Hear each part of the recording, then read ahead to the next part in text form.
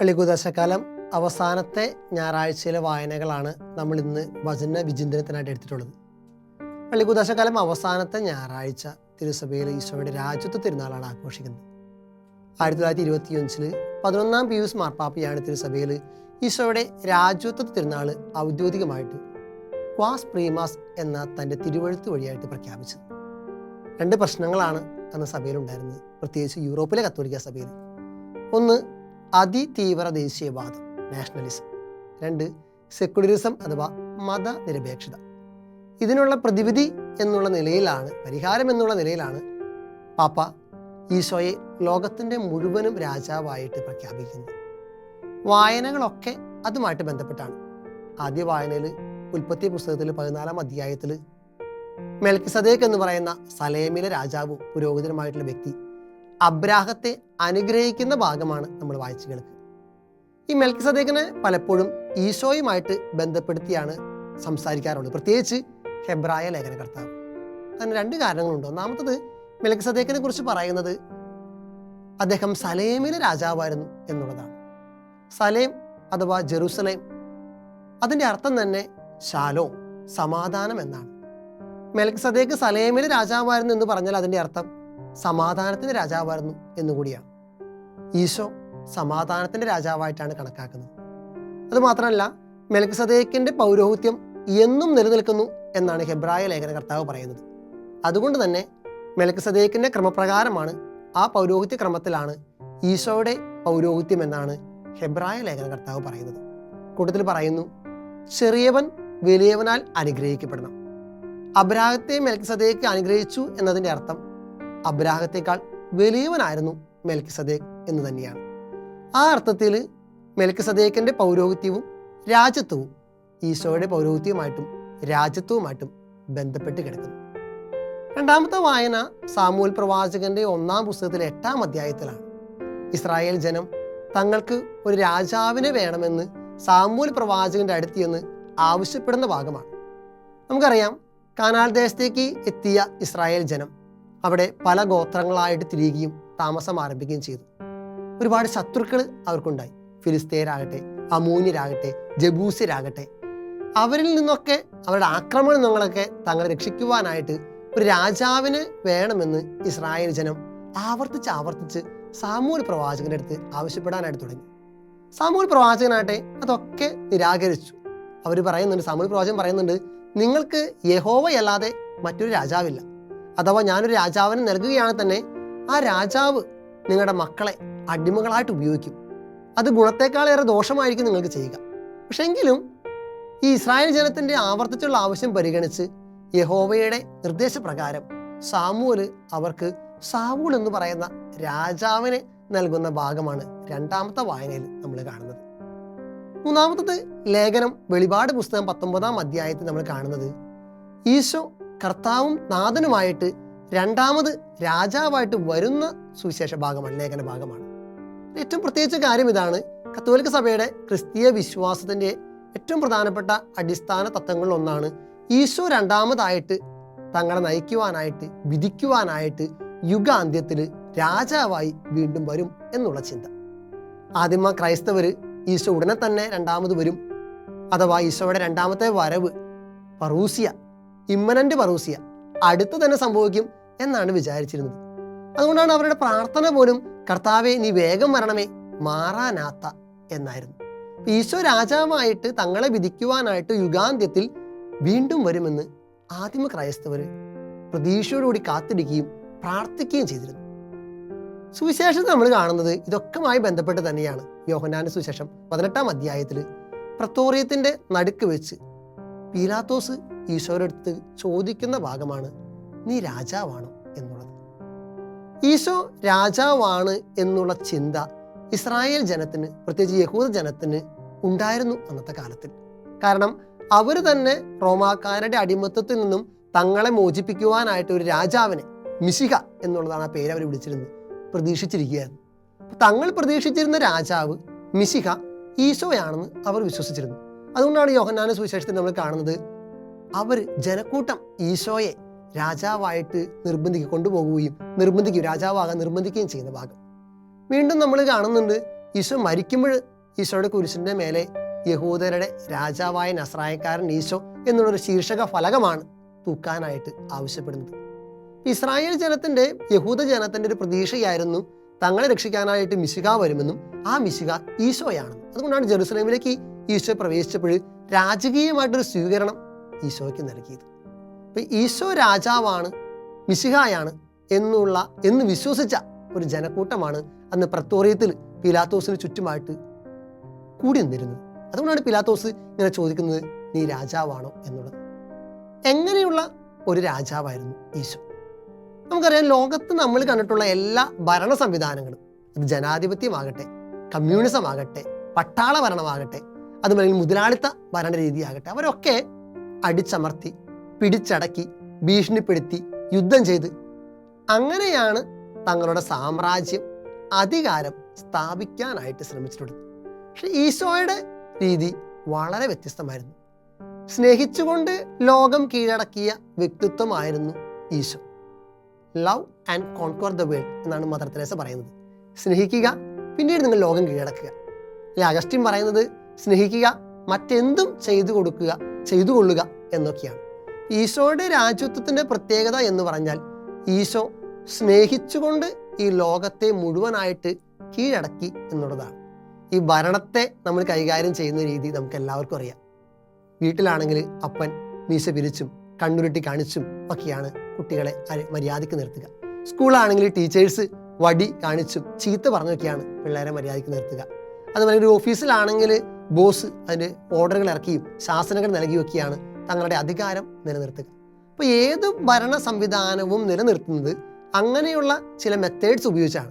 ദേഷ്യപ്പെട്ട്, കാർക്കശ്യം കാണിച്ച്, ബഹളം വെച്ച്, ഓർഡറുകൾ ഇറക്കി, കണ്ണുരുട്ടി കാണിച്ചൊക്കെയാണ്. പക്ഷേ ഈശോയുടെ കാര്യത്തിലാകട്ടെ ടോട്ടലി ഡിഫറൻ്റ് ആണ്. സ്നേഹിച്ചുകൊണ്ട്, പുഞ്ചിരിച്ചുകൊണ്ട് ഈ ലോകത്തെ കീഴടക്കിയ വ്യക്തിത്വമായിരുന്നു ഈശോ എന്ന് പറയുന്നത്. അപ്പം അവൻ്റെ അധികാരത്തിൻ്റെ ഏറ്റവും വലിയ പ്രത്യേകതകളിൽ ഒന്ന് എന്ന് പറയുന്നത് അവൻ സ്നേഹിച്ചുകൊണ്ട് ലോകത്തെ കീഴടക്കി എന്നുള്ളതാണ്. രണ്ടാമതായിട്ടൊരു പ്രത്യേകത നമുക്കറിയാം. ഈശോയെ പിലാത്തോസിന് മുമ്പിൽ നിൽക്കുമ്പോൾ സുവിശേഷം നമ്മൾ കാണുന്നുണ്ട്, ഈശോയുടെ തലയിൽ ഒരു മുൾക്കിരീടം വെച്ച് കൊടുക്കുന്നു. സാധാരണ നമ്മൾ പറയും രാജാക്കന്മാർക്കൊക്കെ ഉള്ളത് കിരീടമാണ്. ഈശോയുടെ ശിരസിലാകട്ടെ മുൾക്കിരീടമാണ്. കിരീടം അവരുടെ അധികാരത്തിൻ്റെ ചിഹ്നം കൂടിയാണ്. രാജാവിൻ്റെ കയ്യിൽ ചെങ്കോലും തലയിൽ കിരീടവുമാണ് സാധാരണ അധികാരത്തിൻ്റെ സ്ഥാനചിഹ്നങ്ങളായിട്ട് കാണുക. പക്ഷെ ഈശോയുടെ മുൾക്കിരീടം സൂചിപ്പിക്കുന്നത് അധികാരത്തെക്കാൾ ഉപരിയായിട്ട് ഈശോ സഹിച്ച സഹനത്തിൻ്റെ പ്രതീകമാണ് പ്രധാനമായിട്ട്. എന്ന് പറഞ്ഞാൽ ഈശോ തൻ്റെ രാജ്യം സ്ഥാപിച്ചത് സഹനത്തിലൂടെയാണ്. മറ്റുള്ളവർക്ക് വേണ്ടി സ്വയം മുറിഞ്ഞ് ഇല്ലാതായി സഹിച്ചുകൊണ്ട് തൻ്റെ രാജ്യം, ഐഹികമല്ലാത്ത തൻ്റെ രാജ്യം സ്ഥാപിച്ച വ്യക്തിത്വമായിരുന്നു ഈശോ. മറ്റുള്ളവർക്ക് വേണ്ടി സഹിക്കുക എന്നുള്ളതാണ് സത്യത്തിൽ നമുക്കും മറ്റുള്ളവരെ കോൺക്വർ ചെയ്യാനായിട്ട്, കീഴടക്കാനായിട്ടൊരു മാർഗം. വാശി പിടിച്ചോ, തർക്കിച്ചോ, ബഹളം വെച്ചോ നമുക്കാരെയും കീഴടക്കാൻ പറ്റത്തില്ല. മനുഷ്യ ഹൃദയങ്ങളെ കീഴടക്കാനായിട്ട് നമ്മൾ ആഗ്രഹിക്കുന്നുണ്ടെങ്കിൽ ഇനിയുള്ള കാലങ്ങളിൽ നമുക്ക് ചെയ്യാവുന്ന മെത്തേഡ് അത് ഈശോയുടെ മെത്തേഡാണ്. സ്നേഹിക്കുക, ഒപ്പം തന്നെ അപരനു വേണ്ടി സഹിക്കുക എന്നുള്ളതാണ്. അത് വീട്ടിൽ മാതാപിതാക്കൾ മക്കൾക്ക് വേണ്ടിയിട്ടാകട്ടെ, സ്കൂളിൽ അധ്യാപകൻ കുട്ടികൾക്ക് വേണ്ടിയിട്ടാകട്ടെ, ഇടവക പള്ളിയിൽ വികാരിച്ചൻ ഇടവക ജനത്തിന് വേണ്ടിയിട്ടാകട്ടെ, അവരെ സ്നേഹിക്കാനും അവർക്ക് വേണ്ടി സഹിക്കാനും പറ്റുമ്പോഴാണ് ഈശോയുടെ രാജ്യത്വത്തിൻ്റെ നിലനിൽപ്പ് കണ്ടിന്യൂ ചെയ്ത് കൊണ്ടുപോകാനായിട്ട് പറ്റത്തുള്ളൂ. രണ്ടാമതായിട്ട് ഈ മുൾക്കിരീടത്തിൻ്റെ വേറൊരു പ്രത്യേകതയും കൂടിയുണ്ട്. മുൾക്കിരീടം എന്ന് പറയുന്നത് അത് സഹനത്തിനോടൊപ്പം തന്നെ അത് പരിഹാസത്തിൻ്റെ പ്രതീകമാണ്.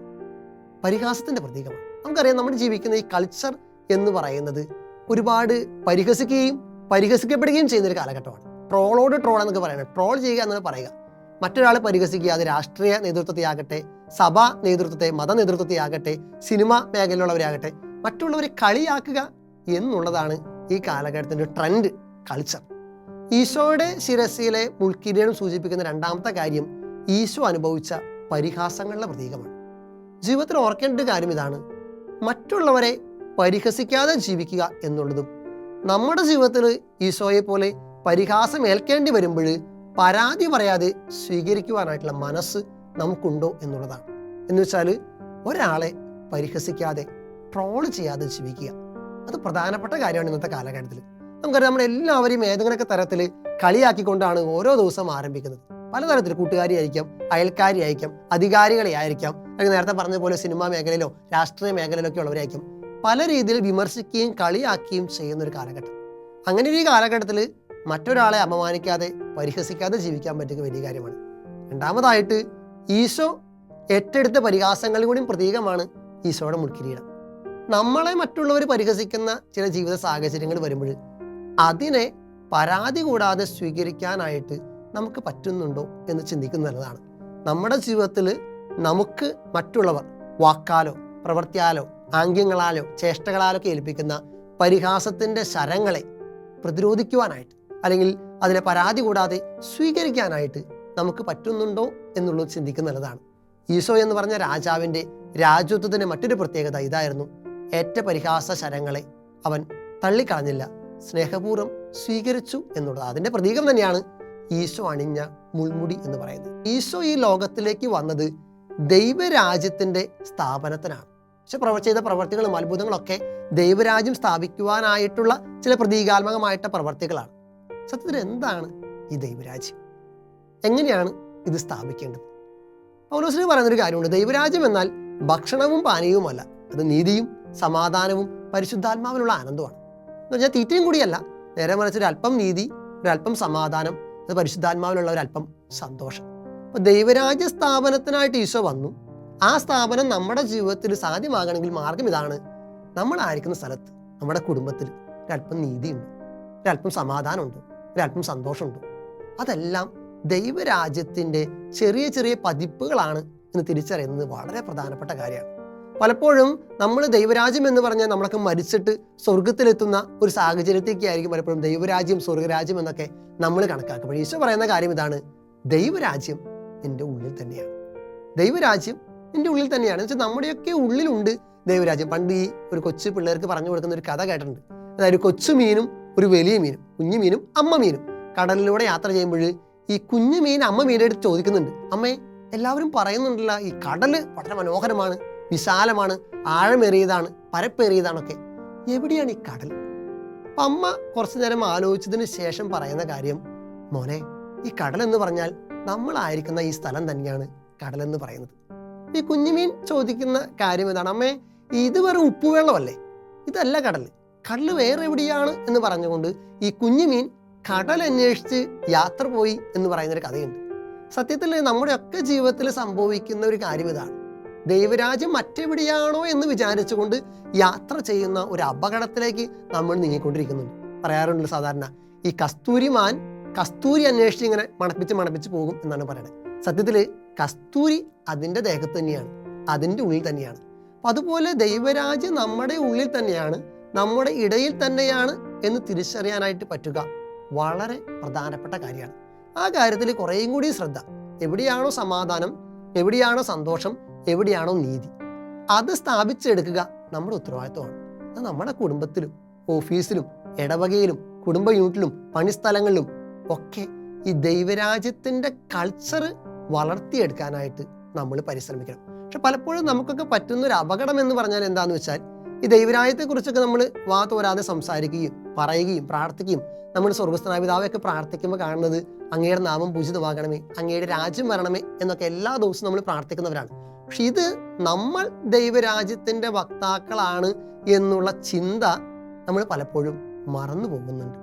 നമ്മൾ ദൈവരാജ്യം സ്ഥാപിക്കാനായിട്ട് മാമോദീസ വെള്ളം തലയിൽ വീണ ഏതൊരു ക്രിസ്ത്യാനിയുടെയും ഉത്തരവാദിത്തമാണ് ദൈവരാജ്യത്തിൻ്റെ പടയാളികളായിട്ട് വ്യാപരിക്കുക എന്നുള്ളത്, ദൈവരാജ്യത്തിന് സാക്ഷികളായിട്ട് വ്യാപരിക്കുക എന്നുള്ളത്. പക്ഷെ ആ ഉത്തരവാദിത്തം പലപ്പോഴും നമ്മൾ മറന്നു പോകുന്നു എന്നുള്ളതാണ്. പൗലോസ് പറയുന്നുണ്ട്, അതായത് ദൈവരാജ്യത്തിൻ്റെ പടയാളിയായ ഒരാൾ തന്നെ സൈന്യത്തിൽ ചേർത്തവൻ്റെ ഇഷ്ടം നിറവേറ്റാനുള്ളത് കൊണ്ട് മറ്റു കാര്യങ്ങളിൽ തലയിടാറില്ല എന്ന്. ആ അർത്ഥത്തിൽ ഒരുവിധം പടയാളി എന്നുള്ള രീതിയിൽ ദൈവരാജ്യത്തിൻ്റെ പടയാളി എന്ന നമ്മൾ മറ്റു കാര്യങ്ങളിൽ വ്യഗ്രചിത്തരാകാതെ ദൈവരാജ്യ സ്ഥാപനത്തിന് വേണ്ടി പരിശ്രമിക്കുക എന്നുള്ളതാണ് ഏറ്റവും പ്രധാനപ്പെട്ട ഉത്തരവാദിത്വം. പക്ഷെ നമുക്ക് അതിന് സാധിക്കുന്നുണ്ടോ എന്നൊന്ന് ചിന്തിക്കുന്നത് നല്ലതാണ്. പലപ്പോഴും ഈ ദൈവരാജ്യത്തിൻ്റെ പ്രഘോഷണം എന്നൊക്കെ പറയുന്നത് ഒരു സെക്കൻഡറി അല്ലെങ്കിൽ തേർഡറി അല്ലെങ്കിൽ ഒരു നേരമ്പോക്ക് പരിപാടിയായിട്ടൊക്കെ ആയിരിക്കും ചിലപ്പോഴും നമ്മുടെ ജീവിതത്തിൽ മാറുക.